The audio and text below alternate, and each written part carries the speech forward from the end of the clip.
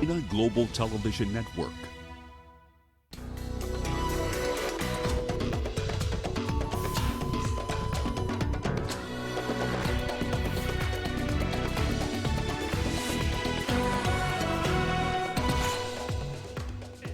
China's top advisory body wraps up its annual meeting.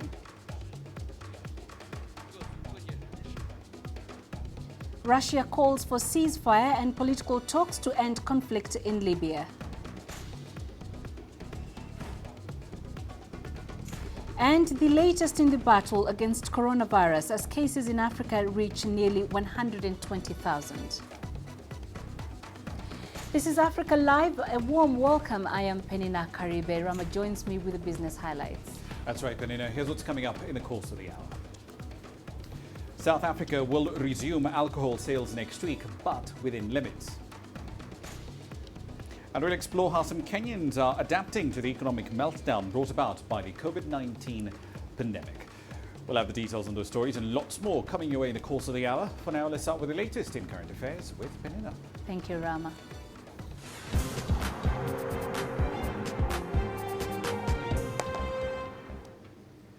We begin in Beijing, where China's top advisory body has wrapped up its annual meeting.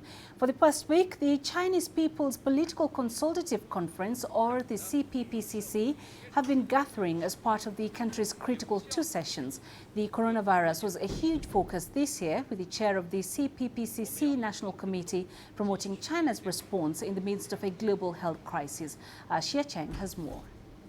At the closing meeting of the CPPCC, the chairman this year, Wang Yang, said that China will make pandemic control and prevention a major task, a routine work for China's government. So China will continue to monitor the situation here regarding the pandemic and any other viruses in the future. So speaking of the economy, there will be a lot of challenges for China's economic recovery this year. Not just the pandemic, but of course, pandemic remains a key risk here. We don't know when or whether the second wave of pandemic will come, and nobody's actually ready for that. But analysts say that if the third quarter and the fourth quarter continue to be challenging and China's economy continue to drop, then the PBOC, the central bank, might take some direct actions to support the economy. But before we get there, credit rating agency Fitch this week said that they are pretty satisfied with China's government work report this year because China is taking a different approach when it comes to economic policy making. It has been planning out a lot of things, but this year it is playing by ear. So Fitch says that China will put more efforts on jobs and employment. That's actually good news for China for the long run because China wants to create 9 million jobs this year, and they want to keep the urban registered unemployment rate below 5.5%, and all these challenges will be big for China going forward. Hong Kong lawmakers have debated a bill that could criminalize abusing the Chinese national anthem. Supporters say the anthem is a symbol of the country and should be respected. But opponents worry the law would hamper their freedom of expression. Police were deployed outside the legislature complex after calls among protesters to disrupt proceedings. Crowds have also been demonstrating against a proposed national security law for Hong Kong, claiming it would undermine the freedoms of the special administrative region. The central government insists the legislation would only target succession, subversion and terrorist activities. Police say over 300 people have been arrested for violence and causing disruption. The national security legislation was introduced during China's political meetings. CGTN's Chiang spoke with a political analyst about the proposal and the controversy. Because the situation in Hong Kong is continuing to deteriorate with continuing unrest, violent protests, and anti-state activities in collaboration with foreign governments, the National People's Congress took it upon themselves to exercise their constitutional rights to implement a national security law on behalf of the Hong Kong Special Administrative Region itself. There's a lot of critics saying that it undermines, it threatens the Hong Kong's one country, two system. So what's your take on that? I don't agree, obviously. The West seem to think that they have a role in interpreting what constitutes one country, two systems and what does not, and that Beijing does not have any say in this, as if they appoint themselves overseers of what ought to go for Hong Kong and what does not. But what we also have to remember is that the neighboring Macau Special Administrative Region has had this national security law in place itself since 2001. And Macau continues to operate under a one country, two systems principle, where it has given autonomies from mainland China proper. And if this law was implemented in Hong Kong, many aspects, well, pretty much all aspects of Hong Kong's unique social, political, and economic system would remain as normal. I don't believe that China is interested in undermining the one country, two systems because it continues to derive a lot of benefits from Hong Kong as it is. But as current, the situation is untenable, and like all countries, it needs a national security law which deals with those who are seeking to perpetuate continual unrest. Russia is supporting China's proposed national security law for Hong Kong, saying Washington's approach will only hurt ties with Beijing. We believe Hong Kong affairs are China's internal affairs. We don't think the U.S. is trying to start conflicts by using China's proposed national security legislation for Hong Kong. But American actions won't make China-U.S. dialogue over other issues more reliable. China's foreign ministry welcomed the comments, saying they show how China and Russia share common interests. Earlier this week, the United States threatened China with sanctions if it goes ahead with the proposed security law. Beijing slammed the move, promising to retaliate. Hong Kong is a special administrative region of China and a local administrative region of the Central People's Government of China. The national security legislation for Hong Kong is China's internal affairs, and no other country has the right to interfere with. If someone insists on harming China's interests, China will take all necessary measures to resolutely fight back. Ethiopia's industrial parks have created close to 100,000 jobs within the past decade. China has played an integral part in helping the country develop its industrial sector. The CEO of Ethiopia's Industrial Parks Development Corporation has been highlighting how China has helped build this infrastructure. CGTN's Gurum Chala now brings us this exclusive interview. Well, for Ethiopia's industrial parks development, a key role has been played by China and the Chinese companies as well, from construction to actual involvement in production itself. Where are we now, and how do you really evaluate the overall industrial parks engagement with Chinese companies and the government of China as well? Yeah, as we all know that we got this experience from China first, so the Eastern industry is a good example for us to enhance and to build more industrial park in our country. So mainly the relationship is not only for the investor side, but as well the construction side as well. So most of our industrial park have been built by the Chinese company, and it was more effective, and we try to deliver on time. And the second thing is about the investors. So every year there is a progress of investors. More foreign investors have been coming, visiting our parks, but most of them are returning was the Chinese investors. So we can say that every year there is a progress of 13% of growth that the investors of China have been investing in Ethiopia. So it's a good opportunity to rely with this system, and Belt and Road Initiative also create an opportunity to express and to show the interest of Ethiopia, especially in the industrial park. So industrialization is our target. So this is the only key point of turning that we can change our economy. So we are engaging with them, and we are getting more opportunity. Also in the industrial sector, we all know that China has been a front runner, and Ethiopia has a lot that has been learned out of the Chinese experience. What can you tell us about this? We are getting plenty, especially let me focus on the industrial park because they have experience of more than a decade. they were investing on the industry, and they were focusing on specialization. That was a big experience that we get from them. So they are enhancing their local markets. They were enhancing the local investors as well. That's a linkage that they have, business to business linkage. That's also a good experience that we have to share it. And the second thing, they have a plan. Like they have a strict plan that they will follow the coming 20 years, 30 years. That's also a good strategy that the coming generation know what to do and when to do. So this is also an experience that we learn. And the third thing is, like, they are focused on timing. Timing is a critical for our sector, for the industrial park. So if we are not engaging or enforcing to build a short period of time and engaging with the investors, that's also a challenge. So we want to, there's also an experience of they have and solving a challenge in a short period of time. They are all stakeholders are engaging as a one party. That's also an experience. So it's a huge experience that we are sharing. We're also learning, and we are applying that also. We want to learn more. Do you really imagine, or do you expect more Chinese investments to come on your way so that the industrial development plan of Ethiopia can be successful as soon as possible? Yeah, we're expecting much bigger than that we see the last year, because most of our industrial park have been built by government. Now we are going to outsource it privately.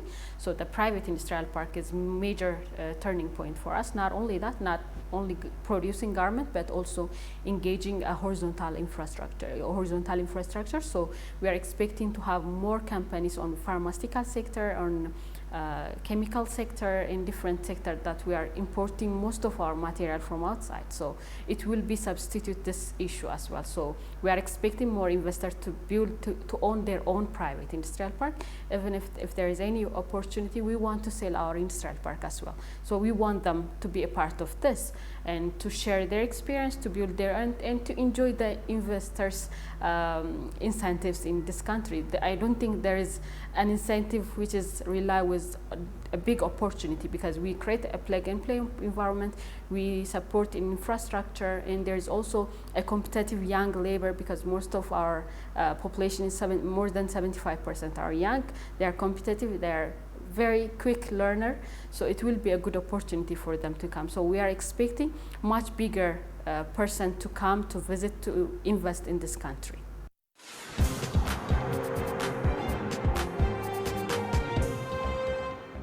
Let's now head to the Democratic Republic of Congo. At least 17 people have been killed in a suspected militia attack.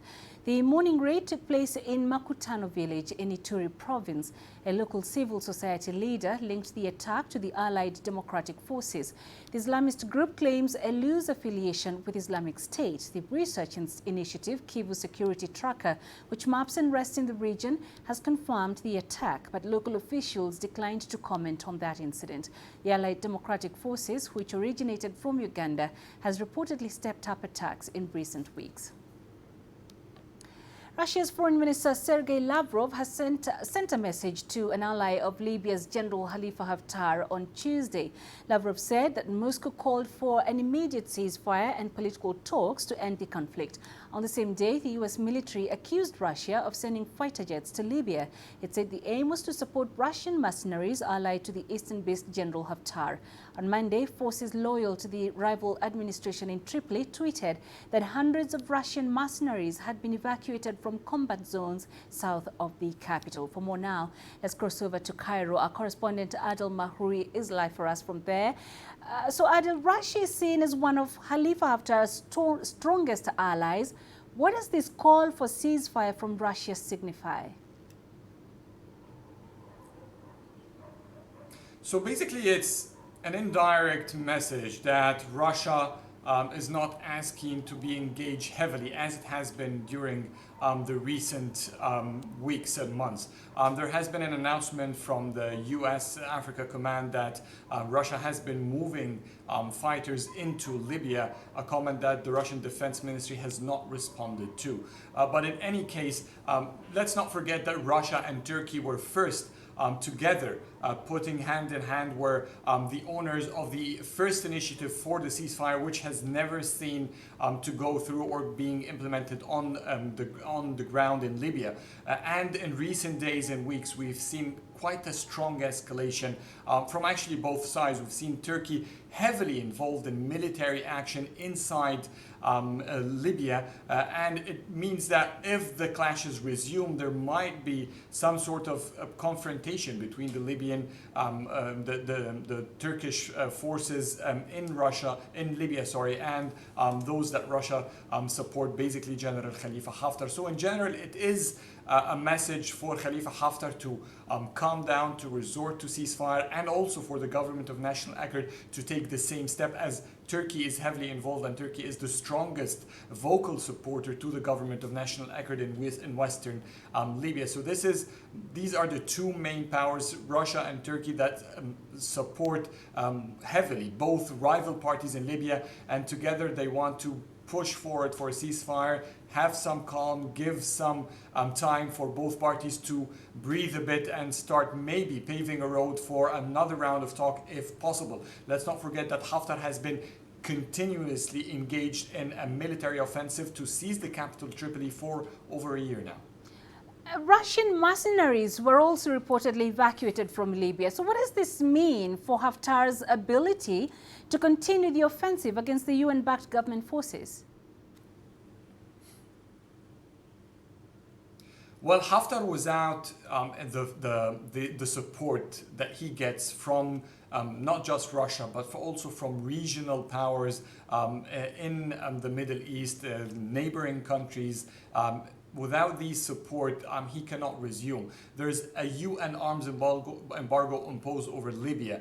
And without the support from Haftar allies, or even from the international allies that support the government of national accord, none of the rival parties in Libya can resume in any sort of military conflict. It is that support that has been fueling that regard. Militias recently have been escalating the fight, and just a few days ago, militias supporting the government of national accord have announced retaking Al-Watia military base. And this is a significant military base, 140 kilometers southwest of Tripoli, and it is have a huge strategic advantage for the government of national accord to take it. The LNA forces have downplayed the significance of that, and that was just a few days before we've heard about the Russians getting out, or at least the reports that Russian fighters are withdrawing from Libya. Turkish fighters were behind the latest attacks that supported the government of national accord, and Libya has become a field for a proxy war, basically, led by international regional powers who have been fueling the war for a few years. I've spoken to one of the senior generals in the Libyan National Army, the LNA forces, and an Egyptian analyst to get more of a general picture about what is going on in the following report. Let's have a listen. After weeks of escalated fighting in Libya, the government of national accord in Tripoli has announced retaking Al-Watia airbase. It's the second largest military base in the torn country after Mateka airport, which the GNA also controls. Al-Watia is seen as the greatest strategic defeat to the Libyan National Army since April 2019. Al-Watia is one of the most important military bases in western Libya. The LNA has been holding it to protect its ally cities in the west. It's also being used to secure the borders with Tunisia to cut the influx of traffickers. But the LNA has lost its ally cities. Turkey's military support is now coming in through Misrata port and Mitiga airport. The base has lost its value and was no longer worth to die for. The defeat has pushed away the LNA forces from the entire western Tripoli region. For over a year, the forces led by Khalifa Haftar have been trying to seize Tripoli. Neither side has been able to gain a decisive advantage. Recently, however, Turkey has escalated its military support to the UN-recognized government in Tripoli to tip the balance of power. Turkey and the Brotherhood realized that they will lose, so they made tactical changes. They've brought military consultants, and the battle is now being managed from the Turkish Ministry of Defense. They have brought mercenaries from Syria, who have now reached more than 10,000. The LNA too has been getting support from Russia, Egypt, Jordan, UAE and Saudi Arabia. AFRICOM, the US Military Command for Africa, said Russia has recently sent fighters to support Haftar, while the GNA announced that the Russians have been evacuated after their Turkish-backed victory in the West. LNA is trying to end the battle in Misrata. This way it will terminate the source of militia's power. They're escalating their attacks on the shore area between the city and Tripoli. If the LNA forces manages to control these 3 kilometers towards the sea, it will be a great success. They'll be close to Mitiga airport, which is the base of the Turkish drone attacks. It will also bring their cannons near the Turkish ships' inflows. With Russian, Turkish, Syrian and African fighters all active in Libya, topped with arm flows from regional powers, the proxy war in Libya could not be clearer. And the civil war has turned into a fight to drain foreign fighters who've been injected in the oil-rich nation. Adel Mahroui, CGTN, Cairo. You're watching Africa Live. We're taking a short break. Straight ahead. Electric motorcycles give a powerful economic boost for women in Zimbabwe. And Nigeria's famous movie makers in Nollywood get back to work amid restrictions.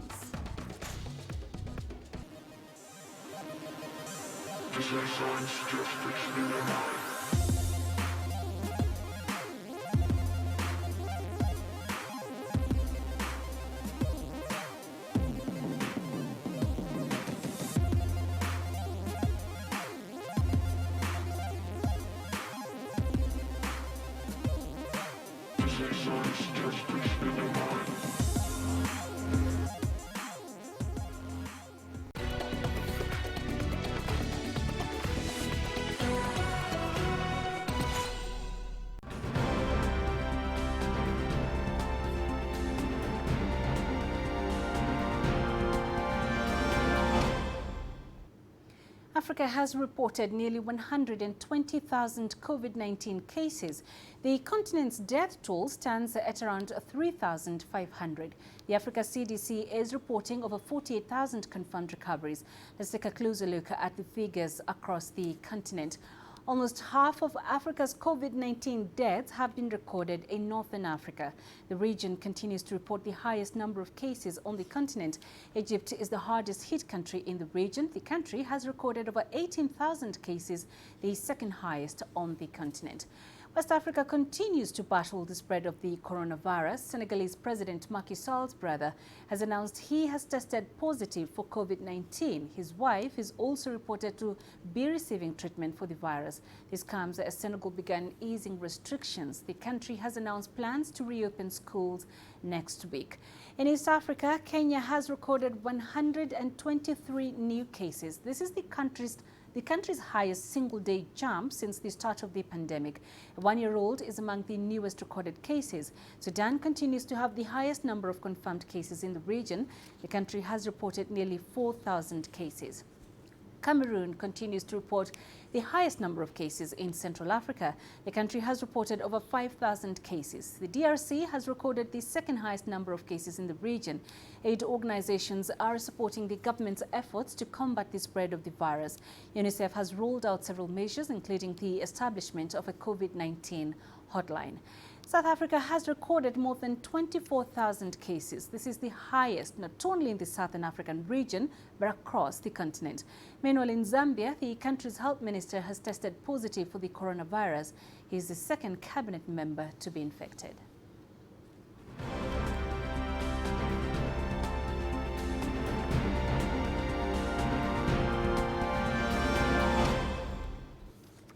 Here in Kenya, the government is rolling out voluntary public mass testing. The coronavirus testing has been taking place in Kibera.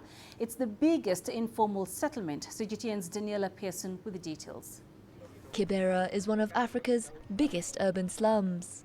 It's home to about 500,000 people. Most of the residents here live in tin roof shacks, tightly packed together. Health officials say these living conditions make it hard to slow the spread of COVID-19. The Kenyan government hopes rolling out mass testing in the area will help in containing and curbing the coronavirus. If you are found positive, you are taken to a health facility, a public health facility for isolation. And we look for the contacts, who are the people who are closest to you, and those go to quarantine for 14 days. They are tested. If they are negative, they are released to the community. If they are found to be positive, they also get isolated, and we take care of them. We treat all the signs and symptoms that they'll be having, any complication that might have arisen, and then they are released home. The majority of residents in Kibera are casual laborers, and many have lost work due to COVID-19. They say being declared virus-free will boost their chances of getting a job. Nowadays, when you look for work, they first ask to see your results. They ask you to go back and get tested. If your results come back negative, you are fine. But with no test results, it's difficult to get employed. But despite the free mass testing, many are still fearful of the stigma of being found positive and being labelled by the community. People are fearful of going for the test because of the issues of quarantine, forced quarantine, and forced isolation, and all these uncertainties and the stigma of being found to be positive, and then you are labeled by the rest of the community and shunned away. This virus is here to stay, and it's going to spread. It's inevitable. The only issue is, can we manage it so that the spread is slowly rather than this abrupt? There has been a noted increase in infections in Kibera slum. The government hopes this initiative will help contain the coronavirus. Daniela Pearson, CGTN. South Africa is further easing coronavirus restrictions. President Cyril Ramaphosa said the country will move to level 3 of a 5-level alert system on June 1st. CGTN's Yulisa Njamela with the details. The pronouncement to ease the lockdown restrictions to level 3 comes some 10 weeks after South Africa announced a state of national disaster around the coronavirus pandemic. Level 3 of the national lockdown means, amongst other things, that restaurants may open for delivery, takeaway and drive-through. The retail and wholesale sector opens up in full for goods that are not prohibited. The curfew will be lifted, allowing people to leave their homes at any time to procure essential services and goods. Domestic air travel is permitted as long as it is for the purposes of business. Restricted sale of alcohol will be allowed, but only for consumption at home. A number of industries that will help stimulate South Africa's ailing economy will open. Now, as we enter the next phase of our struggle against this virus, it is once again your actions that will determine the fate of our nation. Even under level 3, cigarettes and other tobacco products remain prohibited. Critics have pointed to this prohibition as the cause for the rise in illicit cigarette trade. Cigarettes illicit trading did not start during COVID-19 activities. It has been the problem of South Africans all the time, both the industry and the police. I remember even 2010, when I was doing the other job as the police, we did have several meetings with the industry trying to fight the illicit trade of cigarettes. The government has used the time during the lockdown to build up an extensive public health response and prepare the health system for the anticipated surge in infections. The number of infected people could have been much higher had we not acted when we did to impose drastic containment measures. We are consequently in a much better position than many other countries were at that stage in the progression of the disease. Under level 3, all social gatherings remain prohibited, except for funerals, which also will be kept at only 50 people. And from now on, to further help curb the spread of this coronavirus, everyone will be required to wear a mask when out in public. Yulisa Njamela for CGTN in Johannesburg, South Africa.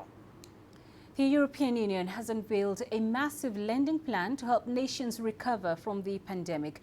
750 billion euros would be available to member states. 2/3 would be grants, the rest in loans.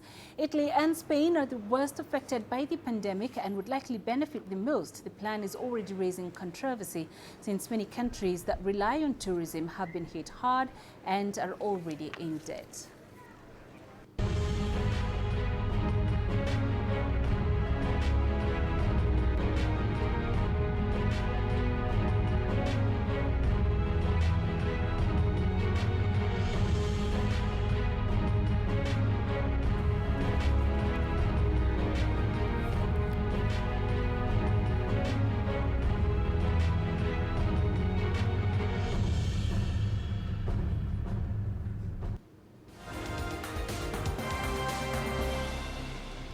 It's 1:30, a recap of our top stories. China's top advisory body has wrapped up its annual meeting.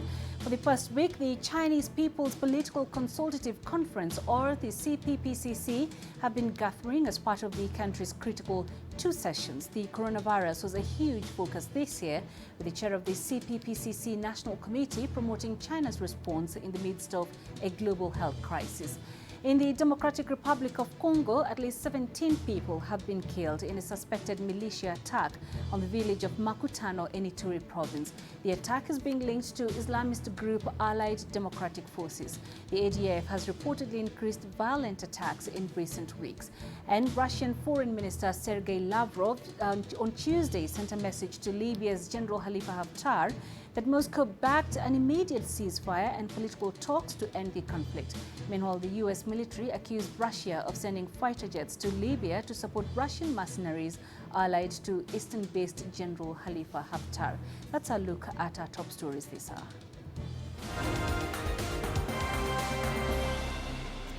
Let's now head to Zimbabwe, where rural women of Wedza district are enjoying a new form of mobility.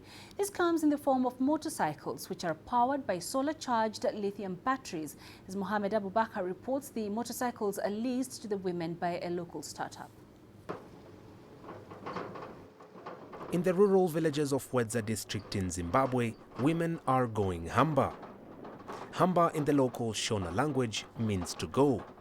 Here, it comes in the form and shape of these electric rickshaws, which are powered by solar-charged lithium batteries.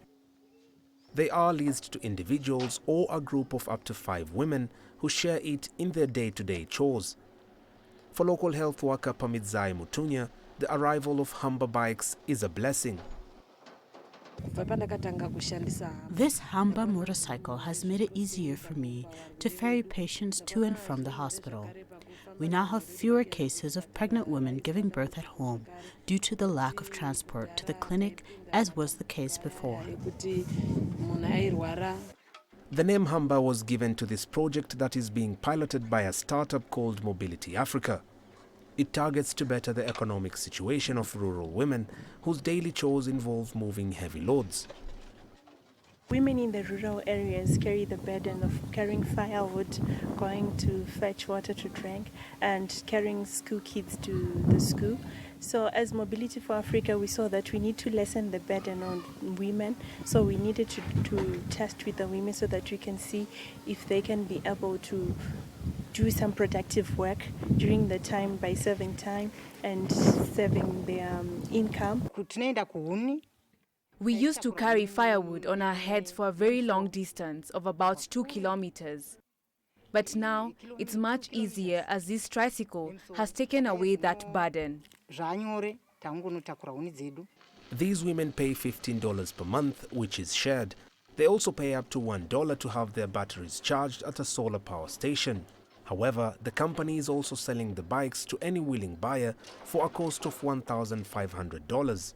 The project is targeted to rural women and many other service providers. So we have noticed that it's not everyone who can afford to buy it. So we are going to sell it to those who can afford to buy it. But at the same time, we will continue leasing, because those rural women, what should their future look like if we just take our Hambas and then start selling them? Women who lease the motorcycles are allowed to move with the bikes within a range of 100-kilometer radius.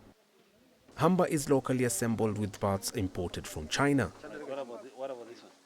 The current pilot project is in its second phase, and if proved to be successful, it will be rolled out across Zimbabwe and the neighboring countries. Mohamed Abubakar, CGTN. Nigeria's film industry is the second most prolific in the world, commonly referred to as Nollywood. It has taken a hit due to the COVID-19 pandemic. Experts estimate the industry has lost over $8 million since mid-February. Now, sets have reopened and filming is underway. CGTN's Asta Tal has more on how Nollywood is adapting to the times. Saying 2, 4, 5. See you, camera 1. See you on Telma, camera 2. See you on Mrs. Vaneka. Take 1 and action.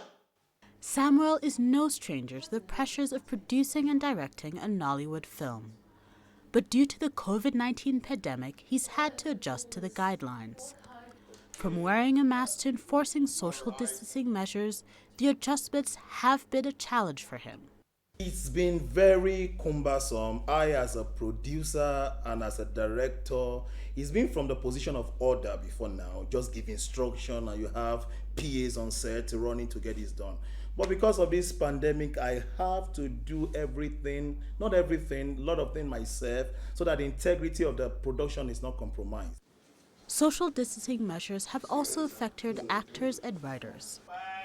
Action! This means Nollywood's notable romantic scenes or depictions of large social gatherings have to be put on ice. Despite these measures, Uniform remains cautious. There's that fear because we are in that phase where we really do not know what can happen or what could happen. But now there are precautions on set that would have to follow and adhere to, so it makes us a little bit more comfortable, but not totally. It's not only movie sets which have been affected by the COVID-19 pandemic. Cinemas have witnessed a sharp decline in attendance, with some owners forced to furlough 2/3 of their staff. Movie ticket sales make up around 50% of the industry's revenues. But drive-in theaters are giving Nigerians a chance to see Nollywood's latest hits from the comfort of their cars. In every setback, there's an opportunity. So I just thought to capitalize on the setback from COVID and figure out how I can get people to socialize and still maintain social distancing. Indeed, even in the face of a global pandemic, it's still lights, camera, and action for Nollywood. Astatal, CGTN. Time now to catch up with the day's business news, and for that we cross over to Rama for the latest. Thank you very much, Peninah. Here's what's coming up in business. South Africa will resume alcohol sales next week, but with certain limits. And we'll explore how some Kenyans are beating the economic meltdown brought about by the COVID-19 pandemic. Images may appear to be identical, but looks can be deceiving. The difference is not always obvious. It has to be discovered. There are always different sides to a story. We put the focus on the details. To see more, to understand better. CGTN. See the difference.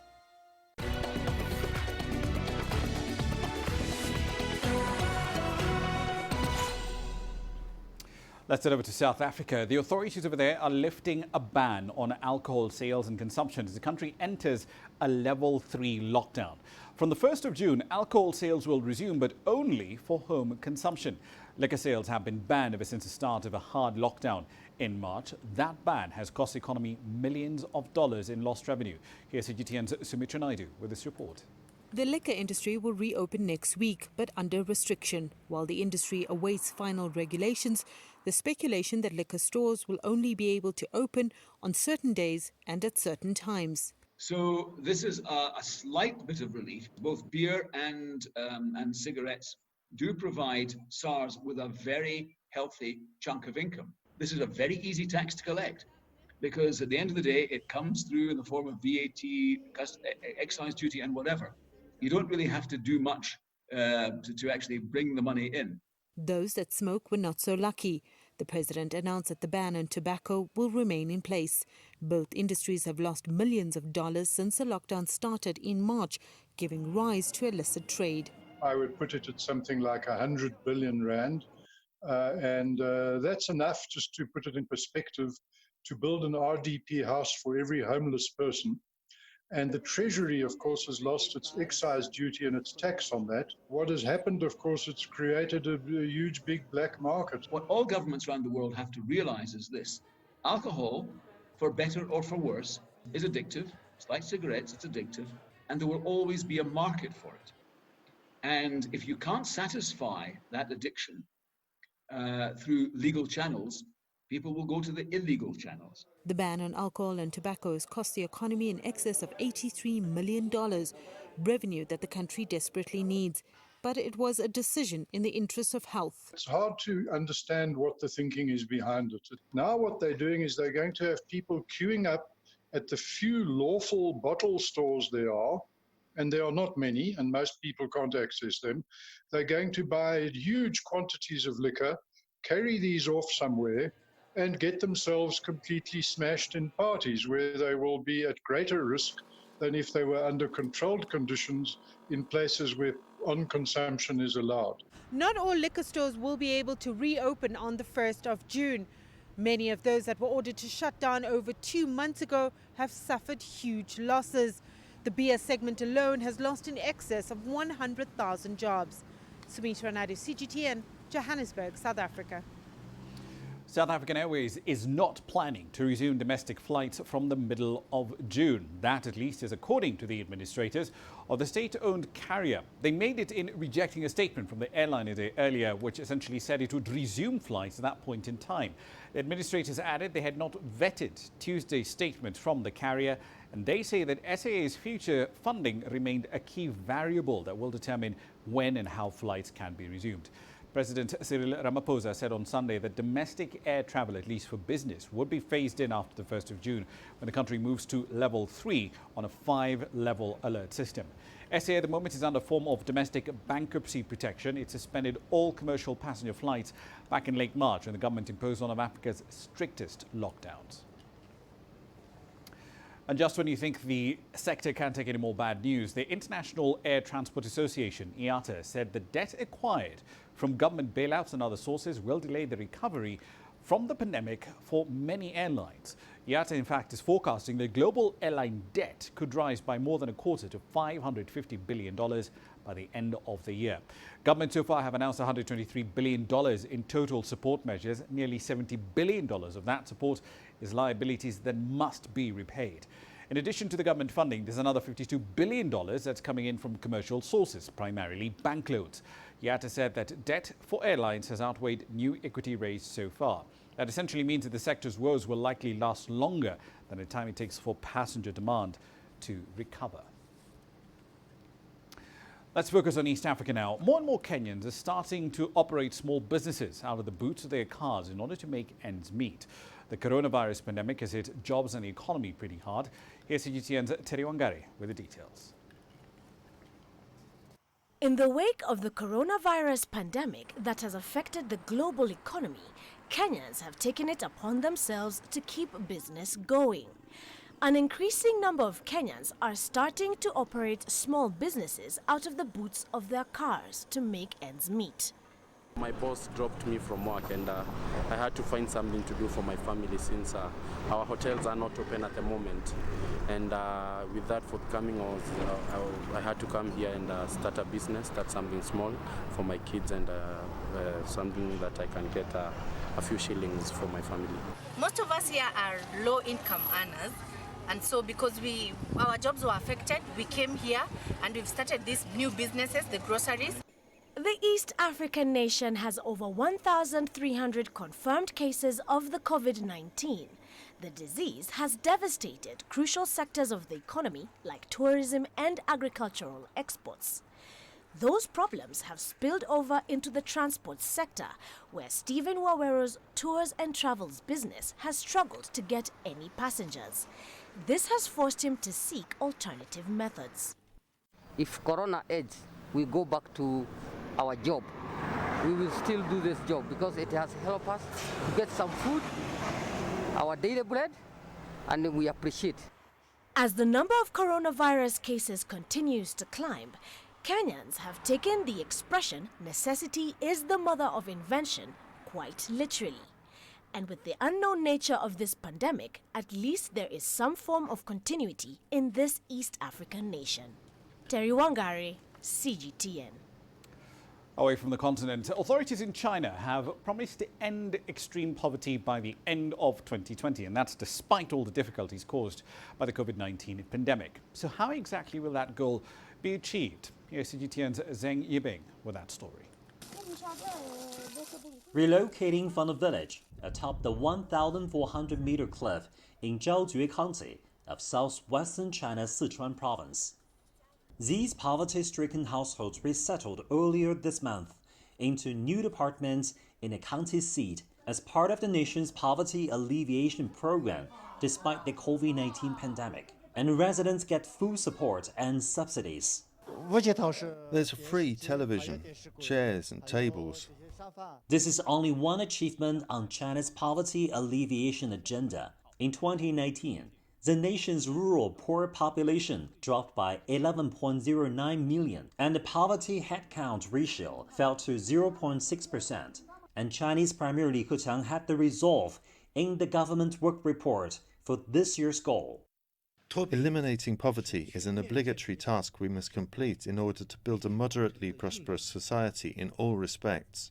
However, there are still 52 counties and 1,113 villages on the nation's poverty list. Also, the commitment to eliminating absolute poverty by the end of 2020 will not be easy due to the COVID-19 pandemic.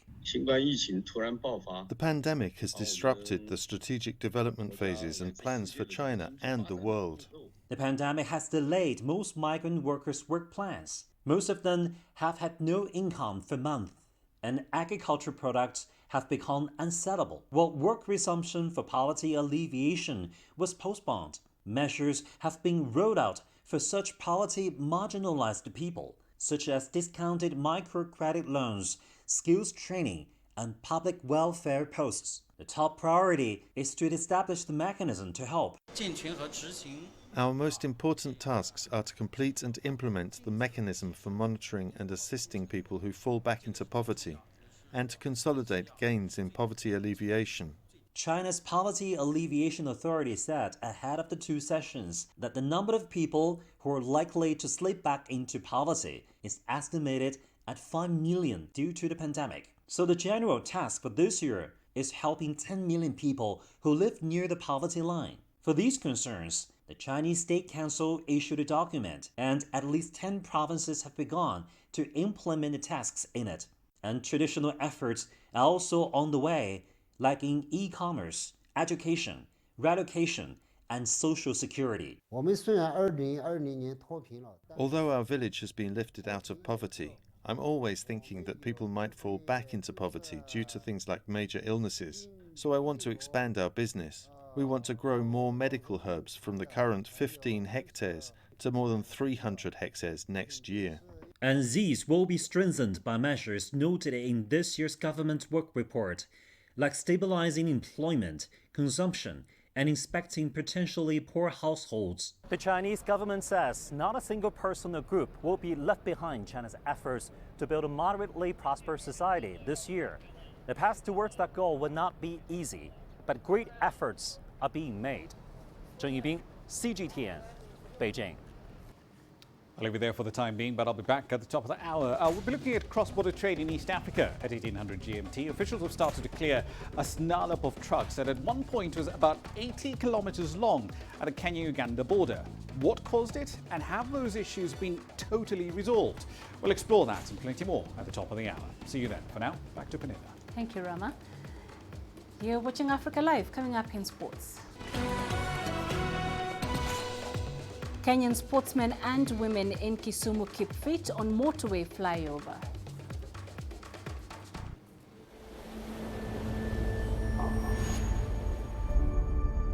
How would you create your legend? On the fields,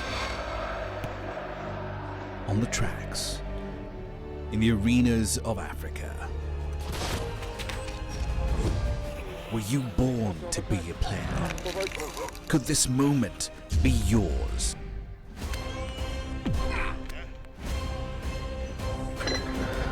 Sports Scene. Find your game.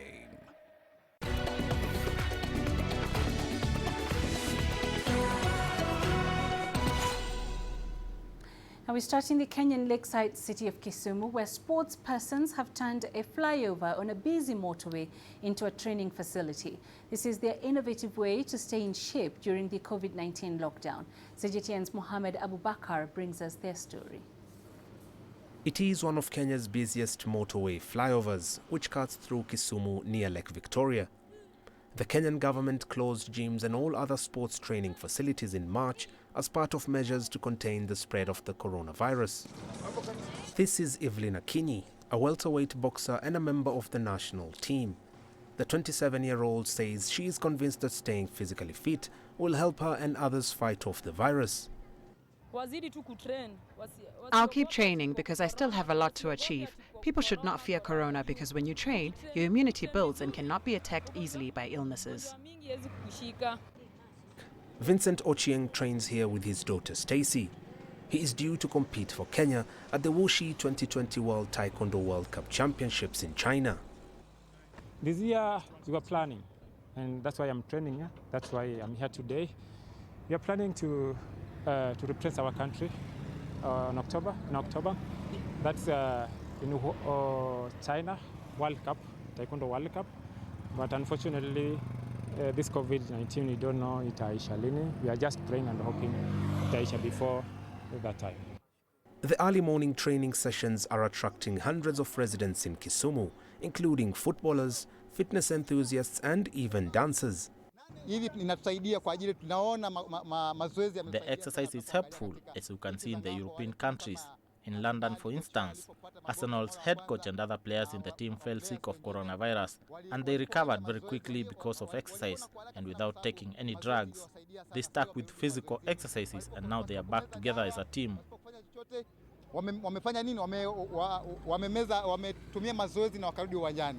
The Kenyan government continues to ask people to avoid gathering in groups, but residents here say they have no choice but to come here in the open because they have nowhere else to train. Mohammed Abubakar, CGTN. Esports was relatively unknown in Nigeria, the most populous nation in Africa before the coronavirus pandemic. The Minister of Sport, Sunday Dare, has recently announced that his ministry will soon launch esports in the country, following a surge in popularity. CGTN's Deji Badma speaks to Emmanuel Oyalakin, the president of Esports Nigeria, and begins by asking him about the state of gaming in Nigeria. There are thousands, if not millions, of people that have been playing video games in Nigeria, for decades now. But the concept of esports, as we have it today, did not really become something that we were working on until like a decade ago. But the challenge is there hasn't been much attention on esports like we have today, for obvious reasons. Yes. So COVID-19 somehow is a blessing in disguise. I hate to say it, we're here and we're making the best of it. So now that we don't have traditional sports anymore, the next available option is to play esports. Let's quickly talk about the games themselves. Which games are more popular here in Nigeria? FIFA, for obvious reasons. We love FIFA so much, And you have games like Brawl Stars, you have League of Legends. That's a PC game, but of course you can play on your laptop, There's Dota 2, but I'm not sure we have a large community for that in Nigeria yet. There is Fortnite, that Nigerians also love to play. There is Gran Turismo, there is GTA, Grand Theft Auto. Post-COVID-19, you think the interest for esports will still be there? Well, because our world is no longer the same. Our world has changed. Gaming online has been happening, but it was never brought to prominence until the pandemic. And now that it's in the open, it won't go again because it was there before. It will be there, it's there now, it will be there afterwards. In fact, it's now even going to grow bigger because the attention it didn't have before, previously, it now has. So post-COVID-19, trust me, esports is even going to boom even bigger. In England, Premier League clubs have unanimously voted today to resume contact training as the top flight took a significant